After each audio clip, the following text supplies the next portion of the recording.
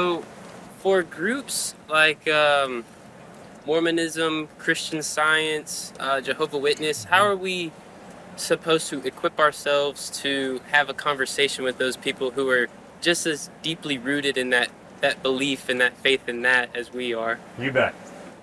First point. Well, you know, Cliff, if your faith is sincere, that's a good faith.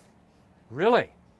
If I sincerely believe in thin ice, when I walk out on that thin ice, I'm going straight through and I'll get very wet and very cold.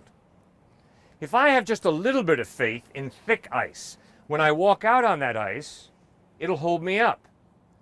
So you see, the issue is not so much how passionate are you? How sincere are you?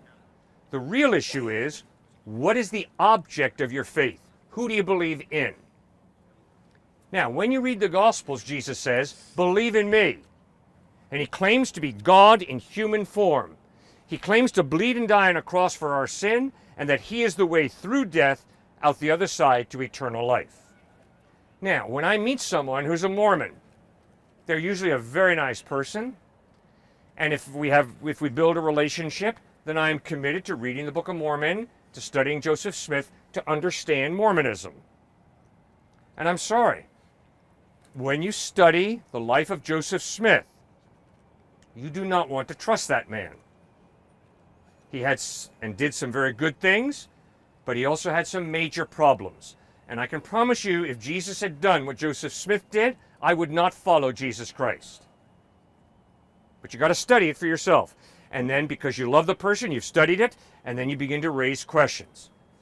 The reason that I trust Jesus Christ is he never sinned once. In John chapter 8, he could look into the faces of his enemies and say, which one of you can prove me guilty of sin? And his enemies were silent. In 1 John we read, John, his best buddy, writes, in him is no sin. So much of this comes down to the credibility of Jesus. Is he credible or is he not? Is he trustworthy or is he not? Same thing with Joseph Smith. Is he credible or is he not? Is he reliable or is he not? And if he says, I believe in Jesus and I'm a Christian, then he better not contradict Christ, because then we got a major intellectual problem. Now, the same thing with Jehovah's Witnesses. Obviously, Jehovah's Witnesses are usually very fine people, very kind, very good people, all right? And I respect them and love them highly, okay?